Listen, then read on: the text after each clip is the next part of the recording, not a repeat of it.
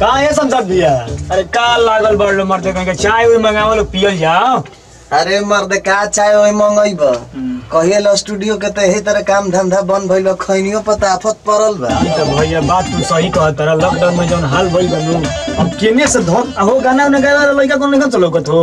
देखा ना बड़ा सा गाना कहां लोग कतर से गाना एगो लइका कहत रहे तो कहत रहे कि भैया गाना न गावे कर फोन करी का करे बोलावा 2 रुपया आमदनी न होई। बोलाई का हां का बुलावा मर्द कहिए स्टूडियो खाली पड़ल बा आई तो बेचारा 2 रुपया भेटाइबे न करी। बहुत दिन से कहत रहा वो। हां बहुत दिन से कहत रहे भैया गाना के फोन करो तो फोन कर नंबर नंबर तो बा कर फिर लगाओ लगाओ नंबर वाला। Hello hello hello Rahul. हाँ भैया प्रणाम। अरे खुश रखो सुन भी लगा। अरे हाँ सांबेरी भैया नु। हां कबे कहत रहा गाना गावे के गई बा। अरे हाँ भैया गावे के पाहू कबे से इंतजार करत तनी भैया तू फोन कर। बाड़ा कहां? भैया हम तो बानी रघुनाथपुर में। अच्छा हम तो रघुनाथपुर बानी। कहाँ भैया? देखो एगो रघुनाथपुर का जस्ट होई बनू तो बाबा एथी रिकॉर्डिंग बा राइस मिल के बगल में आई पश्चिम साइड में पड़ी हमें तू हम ये बैठल बानी कभी ये बने। अच्छा अच्छा बाबा स्टूडियो। हां बाबा स्टूडियो में। अच्छा राइस मिल के बगलवा में बा। अच्छा रुको रुको रुको रुको भैया हम आवत तनी भैया। ठीक बा भैया।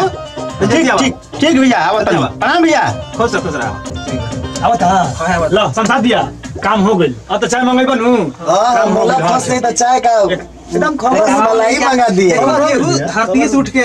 आसमान में जाला ठीक लो एक बार बीच से ठीक लो आज चाय के पानी चाय के व्यवस्था हो गइल। बुलाओ ओकरा के आवत आवे के कलस है कलस चल ठीक है ठीक फोनवा से बतिया ले लोग का कहत रे वहां पे। हां ठीक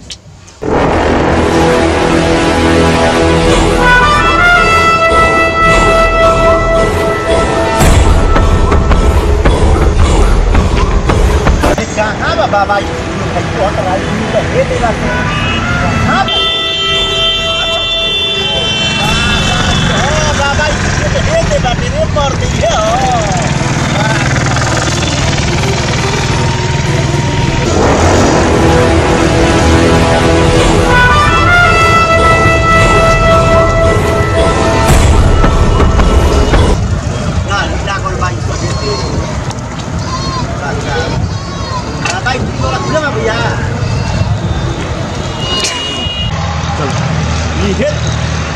ये तो हवा बुझाता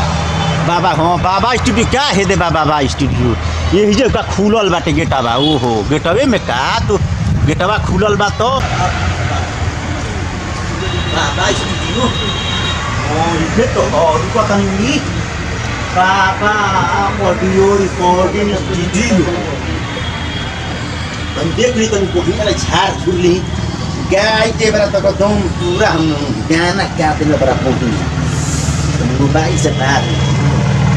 तुम भाई क्या अस्पताल से ही की बात ये तुम फोन को ये बन तुम देखी तो जा तुम देखो तुम गाय में बरा बहुत पानी चाट पे गाय में एकदम चढ़ के सब कोई जूता उता खोले हम खोल देता नहीं जे आ तनी देखो तनी रे भैया आए भैया। अरे हाँ मानी तोहरे इंतजार होता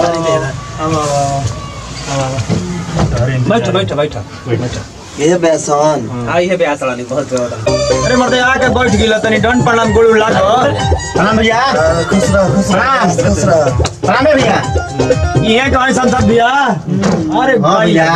बेहस दी तो एकदम पूरा फिट फाट लगा तनी। प्रणाम कभी जी। प्रणाम प्रणाम बैठ बैठ बैठ बैठ कैसे कैसे भाग से हमनियों के जे बन जा तू रोज कहते रहला आरा के बोलाइए ले नहीं हमनी के भैया बताई हमारी बानी जाइन भैया हम भैया नु वही से गावे पहले गौले ओले बाड़ ना भैया पहले तो गइले बानी लेकिन हइसन बड़ घर में नइखी गइले लेकिन हम भैंस चरावत रहनु तब गइले बानी खेत में गइले बानी हइसन बड़ घर में नइखी गइले। आवाज तकले बन भैया बढ़िया आवाज। हां गाली हम गाली ठीक है बात बेस के गावावल जाओ का कह जाओ। ठीक है बा चल चलो हमें भीतरी चले के बगावे के में भैया हमें भीतरी चलो ना हो में। हां ए भैया है चश्मा लगा ली का लगा लो बढ़िया लगी लगा लो हां चलाओ आओ तारा के पहुंचाई तो चलो आई खोला गेट भाई हां देखो तो ये अपने से हां देखो देखो हां देखो यही में भैया गावे के बा हां यही हई कान में लगावे के बा हई से देखो कैसे ऐसे हई लेके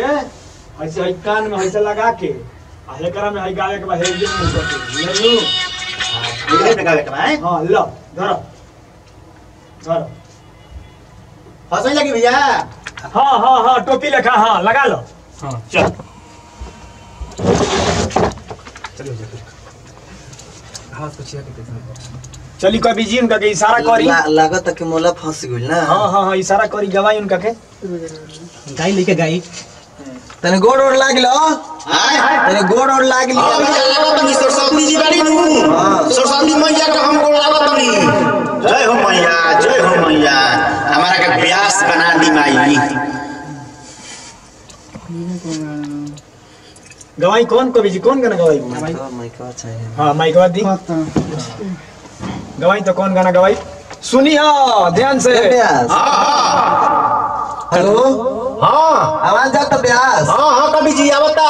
जाता नु हां आवता बढ़िया ले हां बढ़िया से आवता ध्यान से सुन हां जैसे हम गाइब अच्छा वैसे ही तू गई है अच्छा ठीक नु हम अपन गाना ना गई ना अपन गाना मत गई पहले तार टेस्ट लिया था ये स्टूडियो में गई बड़ा अच्छा तो रिदम पर तार टेस्ट लिया था कि कैसन गावत तार अच्छा जैसे हम गाई वो सही गई है ठीक है गवाई नु ना ना तो ठीक बा ठीक बा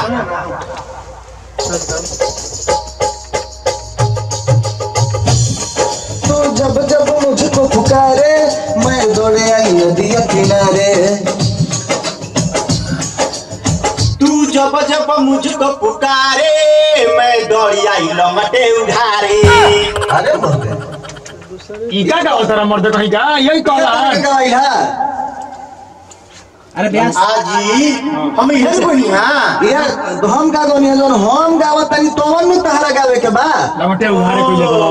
जो होगा का होता तो ने गाई हम का में लगटे उघारे आवे के बा अच्छा ध्यान से सुनिए फिर से अच्छा जान तुम कबीर जी हां अरे ई गाना में जान तुम ई गाना में ढेर हमारा बाउर बुझाता गावे में लागता है ये चोर जता का होता ही तो कहां बा हे ये चोर जता वहां पे हां बोली अरे लगे मर्दे बोली लगे जोन उतर जावता उहे गावस जौन उतारो त तोने गावो देखो हई हम जौन गावो तनी उहे गई ह फिर से करा के रिपीट करो तो देखो गा देबो तो आवाज बढ़िया बा दोसर गाई ना दोसर गाना कोनो गा अरे दोसरो गई ह पहले करा के गा लो हां कैसे बोली पहले आव ध्यान से सुनी ह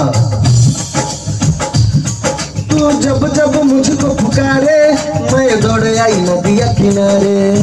तू जब जब मुझको पुकारे मैं दौड़ी आई लंगटे उधारे इसी का पहले बड़े के ब्यास हला से बड़ा गाड़ी स्टूडियो नु ह ए लंगटे उघारे पैदल आवे के बाद बाधारी में गावता रहो हाय कौन ब्यास के बुला देले बड़ा रे मत तुका बोले तारे के भाई सब बैठल बानी हां हम स्टूडियो में बड़ो ए भाई सुनो अच्छा तुमने का कहत कभी जीतन देख के वहीं से ए भैया सुनी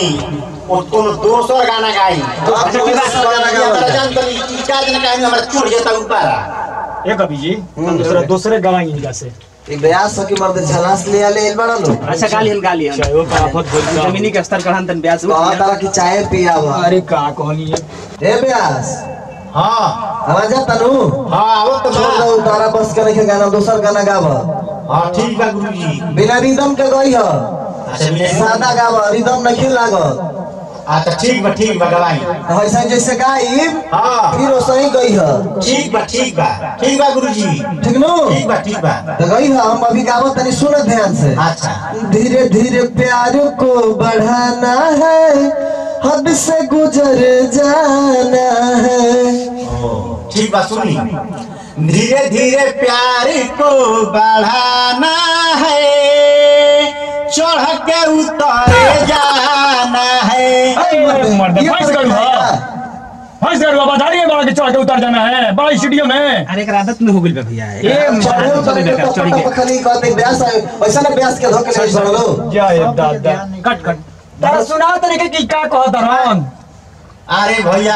सुनी ना कवि जी हमारे के कोनो भोजपुरी गवाई महाराज जी का जने कौन हिंदी गाना गावा तनी हमरा बुझाते नहीं के का कहतनी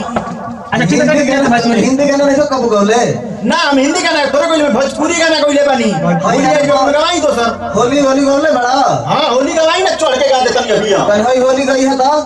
गवाई अरे खेसारिया वाला चाहे लाइए सारी बोल चाहे हां गवाई तनी बढ़िया हाय हो गाना गई हो होली वाला सुनो हां हम जैसे गाय फिर उसने कहे ना कि फिर यो बदल दिया ना ये गाय हम हाथ जोड़ ले ना कवि जी गाय नहीं है भैया ध्यान से सुन लिया का कहता नहीं कवि जी ध्यान से सुन के गई हो ठीक है ठीक नो हां अरे ब्यास हां आवाज आता नु हां कवि जी आवता तो ठीक है बालो आप तो भाई होली वाला गाना गावा तो मैं देखी रारा से गावा था कि ना ए तो चढ़ के गा दे भोजपुरी हनु हां भोजपुरी है ठीक बा गुरुजी चलो ठीक है सुनो नहीं अरे ओई बजे दारू चढ़ा के अरे राती का मुंह महका के हम सुख जाई हो पाछा सटा के सुन लो हां तो सुन ले बंदा गा दे चढ़ के एकदम ये गाओ अरे ओई बजे दारू चढ़ा के अरे राती का मुंह महका के हम सूती जाई हो पाछा से काछा हटा के अरे बाप अरे मैं सही गाओ गाओ ऐसे वैसे बुलावा लो ये गाओ उतर के तो पाछा से काछा